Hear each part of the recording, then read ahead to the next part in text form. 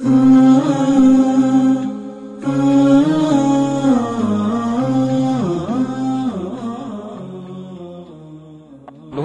أولا على دخول هذه العشر، وأننا بفضل الله عز وجل أدركناها. احرص عليها ألا تفوتك فيها صلاة واحدة، لا تفوت صلاة. ابدأ من الليلة، اعزم الذي لم يصلي العشاء إلى الآن فليصلي. صلاة الفجر صليها في وقتها، الظهر والعصر والمغرب والعشاء. 10 أيام لا تضيع صلاة واحدة فيها بخشوعها وأركانها وواجباتها. وإن كنت ممن وجبت عليهم صلاة الجماعة فأدها في جماعة، وأدرك تكبيرة الإحرام. صل النوافل الرواتب 12 ركعة، صلاة الضحى، صلاة الوتر. صل شيئا من الليل في كل ليلة، لا تنم إلا ببضع ركعات. والله ما من أيام تصلي فيها قيام الليل مثل هذه الأيام، ما من أيام تصلي فيها الضحى مثل هذه الأيام، ما من أيام تصلي فيها الوتر مثل هذه الأيام. احرص على الصلاة واجباتها وسننها. 2، ما رأيك أن تصوم ال9 كلها؟ شوف، ما قلت العشر، لأن اليوم العاشر يوم العيد ينهى عن الصيام فيه. إن كنت حاجا جاز لك 8، ومن صام يوما في سبيل الله بعد الله بينه وبين النار 70 خريفا. وهذه الأيام النهار فيها قصير، وما يشعر الإنسان ربما فينا لا بجوع ولا عطش. صيام هذه الأيام لا كغيرها من الأيام، فاحرص على الصوم فإنه لا مثل له. ما رأيك هذه الأيام أن تكثر من الصدقات، تذهب كل يوم إلى فقير أو إلى صندوق للزكاة والصدقات، أو تعمل بعض المشاريع الخيرية في هذه الأيام.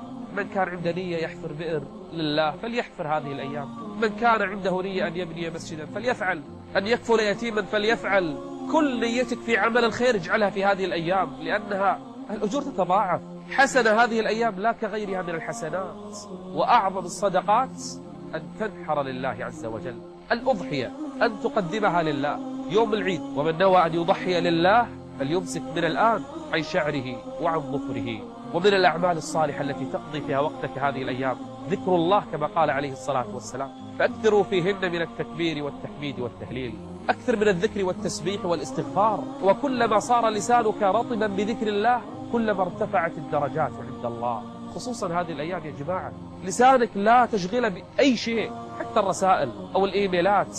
هذه الأيام اجعلها في الذكر، ولذكر الله أكبر. سبحان الله والحمد لله تملأان ما بين السماء والأرض، وكلمتان خفيفتان على اللسان ثقيلتان في الميزان حبيبتان إلى الرحمن. سبحان الله وبحمده سبحان الله العظيم. احرص يا أخي الحبيب على قراءة القرآن هذه الأيام، ترى سهل. تختم القرآن 10 أيام والله سهل، كل يوم 3 أجزاء ولا شيء. واللي لم يحج هذه السنة فليحرص على أن يصوم يوم عرفة، فإنه من صام يوم عرفة كفر الله عنه 2، سنة ماضية وسنة مقبلة. أرأيتم إلى الأجور، إلى الخيرات، بر الوالدين، عيادة المرضى، اتباع الجنازة، صلة الأرحام، الكلمة الطيبة، أي عمل صالح في هذه الأيام لا تبخل على نفسك فيها.